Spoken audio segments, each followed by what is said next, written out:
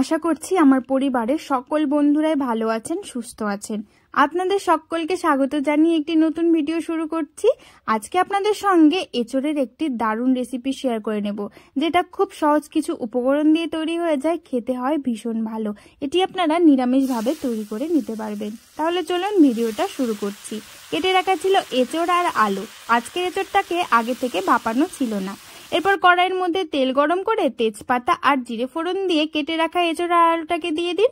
তারপর স্বাদমতো লবণ, চিড়ে রাখা কাঁচা লঙ্কা আর পরিমাণ মতো হলুদ গুঁড়ো দিয়ে এগুলোকে ভালোভাবে নাড়াচাড়া করে সামান্য কিছু সময় ভেজে নিন।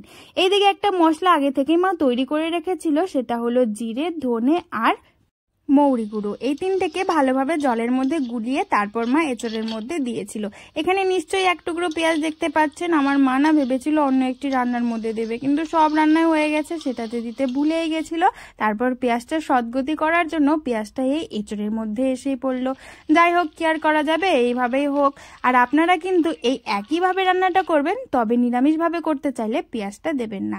ব্যাস, ভালোভাবে এটাকে কষিয়ে নিন। তারপর সামান্য পরিমাণে শুকনো লঙ্কার গুঁড়া দিবেন, তাহলে একটু লাল লাল আর ঝাল ঝাল ব্যাপারটা থাকবে। তারপর ভালোভাবে কষানো হয়ে গেলে পরিমাণ মতো জলটা দিয়ে এটাকে কিছু সময় রেখে দিন, যাতে ভালোভাবে ফুটে যায়। এঁচোড়টা তো আগে থেকে ভাপানো ছিল না, তাই এঁচোড়টা একটু সময় লাগবে সেদ্ধ হওয়ার জন্য। এটা কিন্তু ভীষণ ভালো লাগে খেতে। দেখতেই পেলেন সামান্য কিছু উপকরণ দিয়েই তৈরি। আর এই যে আমার ছাদের গোলাপ, এটা হচ্ছে সাদা গোলাপ, কত সুন্দর লাগছে তাই না বলুন? এটা তো ফুলের রানী। ফুলেদের রানী কাকে বলা হয় বলুন তো? আমাকে অবশ্যই কমেন্টে জানিয়ে যাবেন কিন্তু। এদিকে ঝোলটা বেশ ভালোভাবে ফুটছে। এরপর এর মধ্যে সামান্য পরিমাণে চিনি দিয়ে দেবেন। চিনিটা দিলে বেশ ভালো লাগে খেতে। চিনিটা দিয়ে একটু নাড়াচাড়া করে নিতে হবে। তারপর নামানোর আগে সামান্য পরিমাণে গরম মশলার গুঁড়োটা দিয়ে একটু নাড়াচাড়া করে নামিয়ে নেবেন। তারপর গরম গরম ভাতের সঙ্গে পরিবেশন করুন। খেতে কিন্তু ভীষণ ভালো লাগে, আর রান্নাটা খুব তাড়াতাড়ি ঝটপট হয়েও যায়। তাহলে কেমন লাগলো আজকের রেসিপিটি?